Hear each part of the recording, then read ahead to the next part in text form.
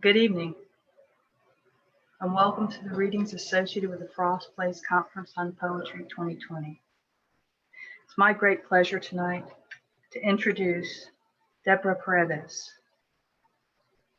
Deborah is a poet and interdisciplinary performance scholar whose lectures and publications examine Black and Latinx popular culture, poetry of war and witness, feminist elegy, cultural memory, and the role of divas in American culture. She's the author of the award-winning critical study, Selena, Latinos and the Performance of Memory, Duke, 2009, and of the poetry collections This Side of Skin, Wings Press, 2002, and Year of the Dog, Boa, 2020. Her poetry and essays have appeared in the New York Times, Los Angeles Review of Books, on National Public Radio, the Boston Review, Poetry, Feminist Studies, and elsewhere. Her research and writing have been supported by the Hedgebrook Center for the Arts, for Women Writers, the American Association of University Women, and the Alfredo Cisneros del Moral Foundation. She received her PhD in interdisciplinary theater and performance at Northwestern University, and her BA in English at Trinity University. Born and raised in San Antonio, she's lived on both coasts, endured a handful of Chicago winters, and taught American poetry in Paris, while remaining rooted in her Tejana love of Selena and the Spurs. She currently lives with her husband, historian Frank Guridi, and their daughter in New York City, where she's professor of creative writing and ethnic studies at Columbia University and the co-founder of Canto Mundo, a national organization for Latinx poets.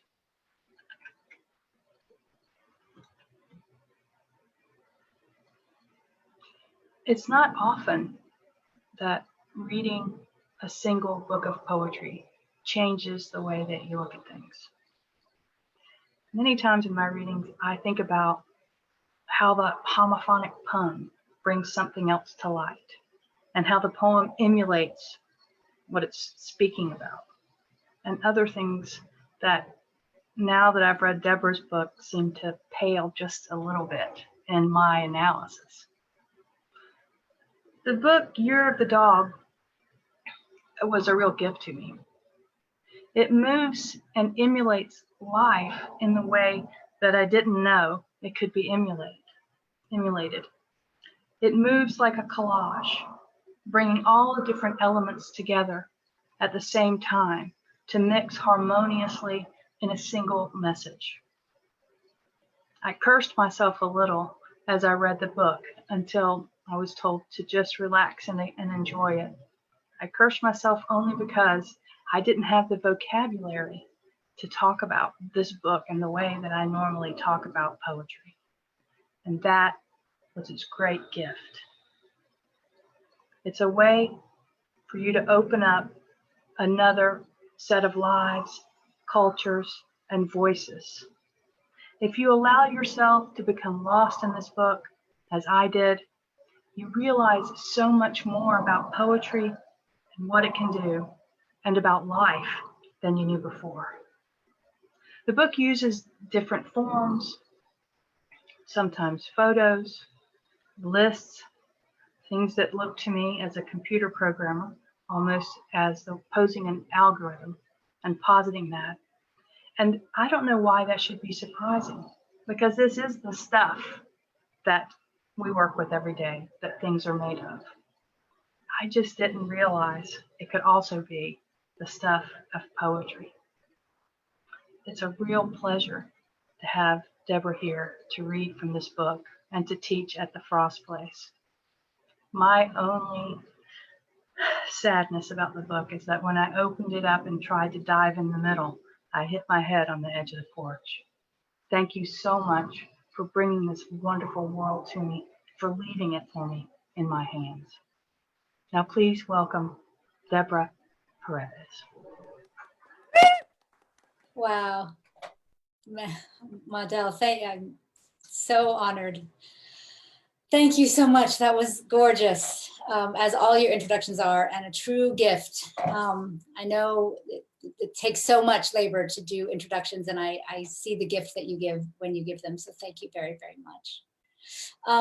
Thanks, everyone. It's been a real joy to be here this week and on this journey with all of you. And I just want to take a moment really for all of us to sort of have a moment to unmute and really thank Maudel and Gabby and Ross.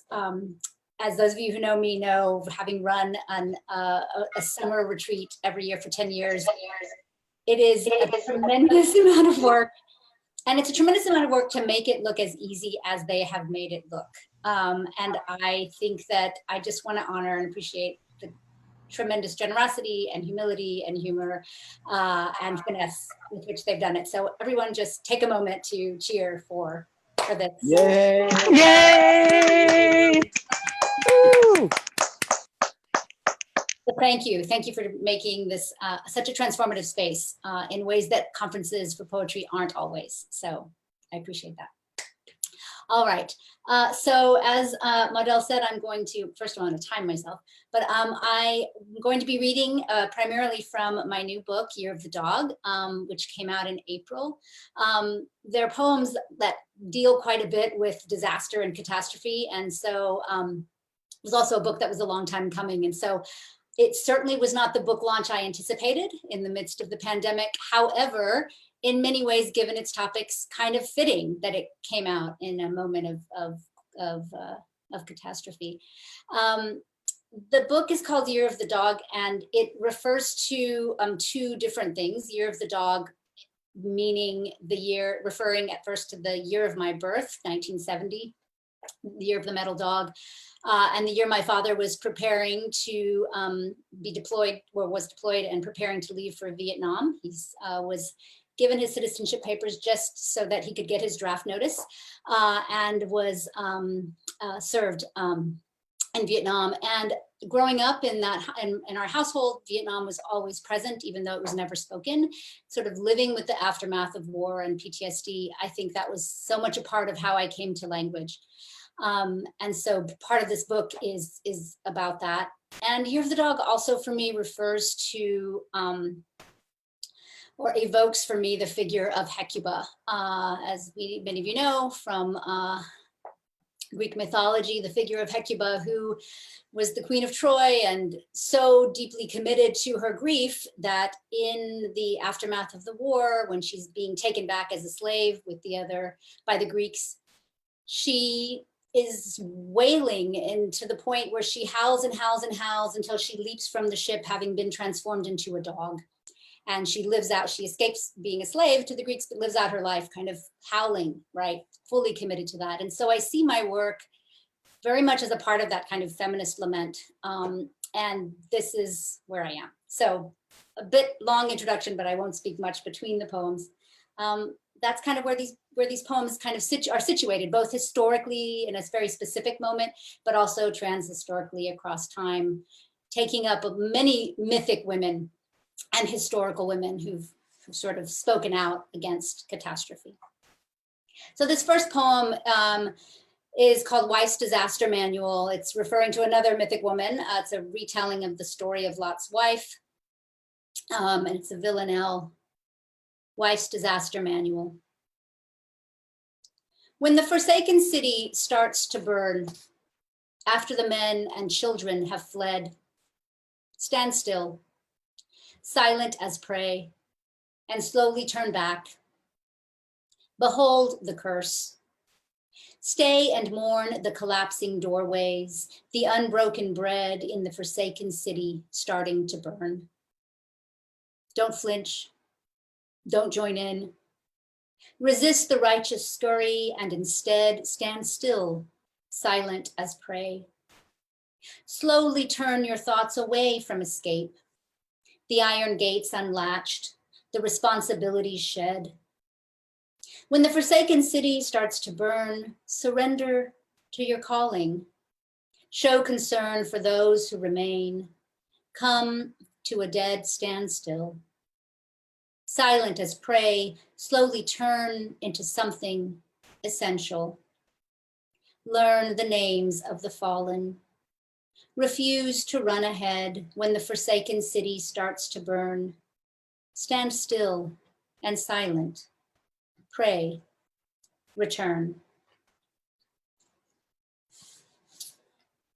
This next poem takes place in December of 1969, on December 4th, actually, precisely, in Chicago, Illinois. I know there's some folks here from Chicago. On December 4th, 1969, Fred Hampton, member of the Black Panther Party, was murdered by Chicago police. And with him at that time was his partner, Deborah Johnson. She was in bed with him when he was murdered, and she was 8.5 months pregnant at the time. So that's the context you'll need to know. This poem is called Lightning for Deborah Johnson, Akura Najiri.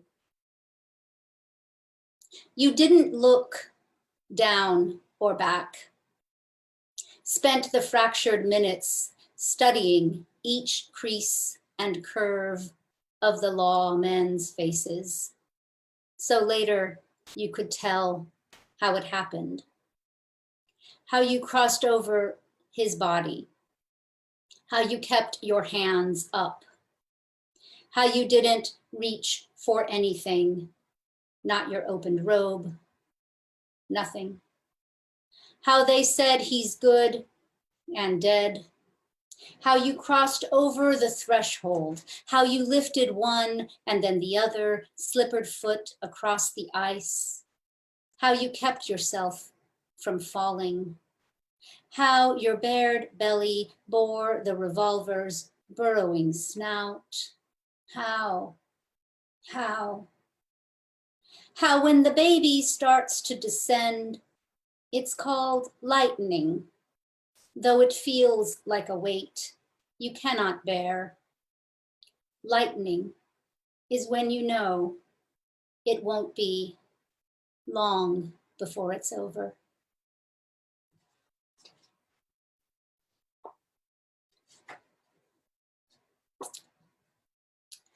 There are a number of poems in the book. I was very interested in thinking about the way violence and war become so everyday that we become inured, right, to their effects.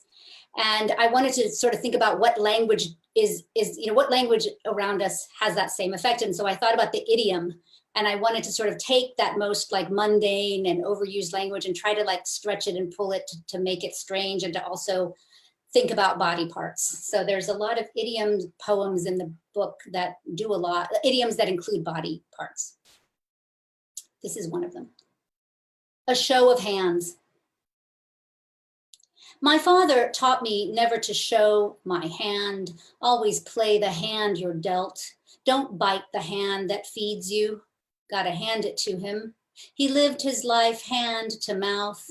Even before Nam, he knew close only counts in horseshoes, and hand grenades go hand to hand combat. Idle hands are the devil's play into the enemy's, hand it over and out of his hands. Ringing a bird in hand is worth two. In the bush, he wasn't so good with his hands, took his life into his own blood on his hands, on the one hand and on the other.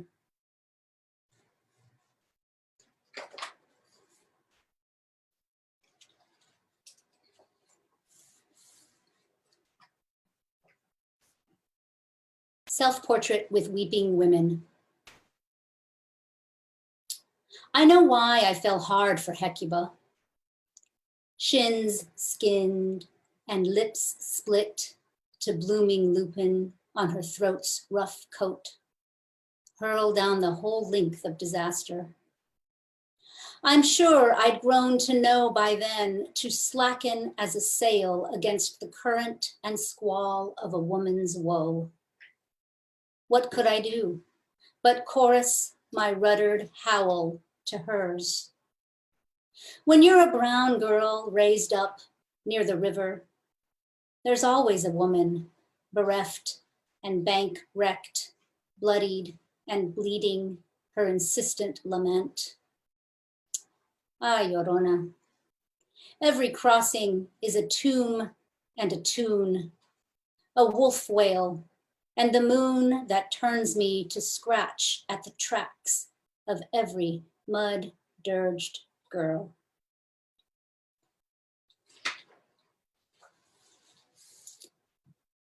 This next poem takes place in, it was one of the 1970 poems, and it's in honor of someone who I'm so thrilled is still alive and with us and able to talk so brilliantly about abolition. So this is a poem about and for Angela Davis. And it takes place at the New York Women's House of Detention, where she was held in December 1970 after being sought for by the FBI and arrested before she was extradited back to California. This poem is called Year of the Dog, Soledad. Though, for Angela Davis.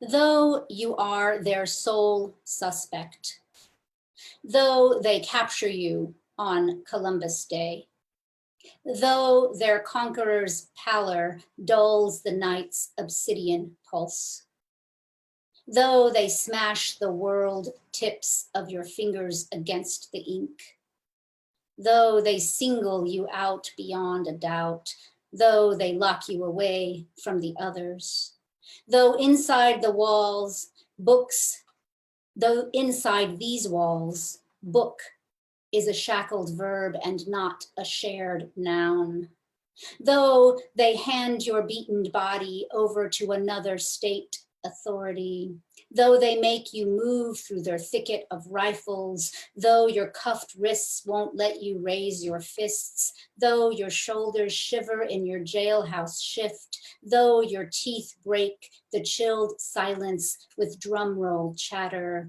though your feet turn snow melt, though the white drifts will bury others. You will not be kept solitary for long. You will turn salt pillars steady, elusive moon pool. You will circulate your smuggled copy of Soledad Brother to your sisters. You will refuse to shuffle or stumble on your shackled walk. You will say the names of the ones still inside, Helen and Harriet and Vernal and Laura and Amy and Pat and Minnie and Joanne. You will know there is nothing singular about you. You will know you are a compound word like everybody or underground or elsewhere or blackbird or railroad. In the place where I'm from, Soledad is a word and a sentence. Soledad is the name a woman is given. Soledad is a sentence a woman must serve for the rest of her life. Soledad is the gavel and the holding pen. Soledad is the person and the state of being she lives out. Soledad is the letter sent from a locked cell. Soledad is the name we sometimes call our most holy Virgin. Soledad insists on service to it. Soledad is the sentence you will spend your life writing.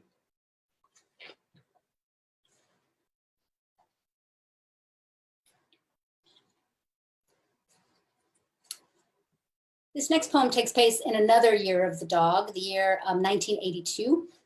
In the fall of 1982, when it was the fall in which the Vietnam Veterans Memorial Wall was being constructed. It was designed by Maya Lin, a young Asian American designer, architectural art designer. And in that fall, she wrote an essay about creating the wall. And so this begins with an epigraph by Maya Lin. The epigraph reads, "The wall dematerializes as a form and allows the name to become the object." Year of the Dog, Walls and Mirrors, fall 1982. The English translation of my surname is Walls, misspelled. The original S turned to its mirrored twin. The Z, the beginning of the sound for sleep. I'm nearly 12. and the mirror is a disaster I learn to turn away from. The girl looking back, always looking to extract her pound of flesh. I had a simple impulse to cut into the earth, Maya Lin is writing, as the mirrored wall of names she's made is arranged and laid against the riven hillside. I never looked at the memorial as a wall, she writes, but as an edge to the earth, an opened side. For a wall to become a mirror, it must not absorb or scatter too much light. For a girl to become the protagonist, she must sleep with the guy or until he kisses her awake. Sometimes we know she's the fairest one of all because of the mirror on the wall. Sometimes she must scale the city's walls to bury the guy. Antigone cuts into the earth to give him his proper memorial. She ends up the heroine and buried alive, an in-between thing, like someone who's 11 or nearly 12. When I look at the number 11, I see two walls, my name and its mirrored twin. Sometimes 11 resembles the mirrored L's at the end of wall or the beginning of llanto, the Spanish word for weeping. Sometimes 11 looks like a pair of railway sleepers arranged and laid along a track that's always leading me back to my war-worn father. Sometimes the guy comes back from battle and has seizures in his sleep and the girl must shake him awake. Sometimes the wall and the name are one and the same. Sometimes the wall is where we end up to begin letting go our llanto. The last poem from my book that I'll read before I read two short new ones is called Self-Portrait in the Time of Disaster. It was written about my daughter when she was younger and about so much more. All morning, my daughter pleading, outside, outside. By noon, I kneel to button her coat, tie the scarf to keep her hood in place. This is her first snow, so she strains against the ritual, spooked silent, then whining, restless under each buffeting layer, uncertain how to settle into this leashing.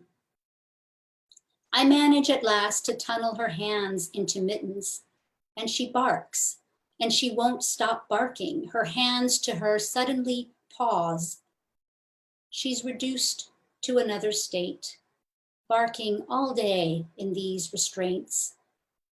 For days after, she howls into her hands, the only way she knows now to tell me how she wants out. And then I'm going to close with a couple of poems that are very new. I wrote the only things I've really been able to write, poems I've been able to write during the quarantine. They were written pretty early on. A dear friend of mine, Marina, lives in Milan. And so because I was in New York, we were writing to each other in our state of all of it. So this first one is called Stalled. Letter to Marina, April 7th. Mornings I putter, slow starting as a used car in winter. Like the muddy colored 76 Ford Maverick I drove in the late 80s that would stall whenever I'd idle. So the neighbor girls, Missy and Becky and Leanne, such 70s names our parents gave us, would help me map out routes, arrange our timing so we could travel the entire 5 miles to school without coming to a complete stop, turning right on red in circuitous paths, or slowing nearly to still as we approached red lights and revving in the intersection as the light flashed green. Most mornings we couldn't avoid the stalling. the dying engine letting out its sigh, until I was forced to open the glove box and grab a flathead screwdriver. And Missy or Becky or Leanne would slide into the driver's seat as I ran around to open the hood, find the starter, and touch the end of the screwdriver to the metal just so, short-circuiting the positive and negative charges. While another girl would turn the key and pump the gas, and another girl would scream, "Let's go," and I'd climb back in to resume my place among them. Our heads tossed back, our hair parted down the center, each side feathered and sprayed stiff into wings, perfectly clipped. And I'll close with a poem called Il Pico, Letter to Marina, March 23rd. You speak of Il Pico, by which you mean the dead have risen to their highest number. The pigeons, exquisite scavengers, bow their heads to forage and peck at the edge of your sill. Below the shuttered windows, the sputter and hum of trucks rolling past and packed with the newly passed on.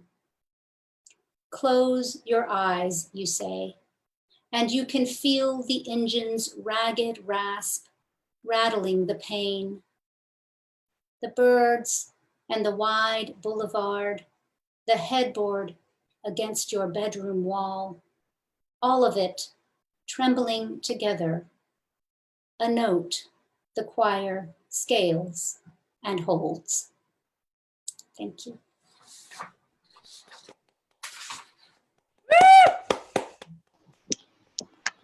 Thank you so much. That was really wonderful. Thank you all. My Mm. pleasure.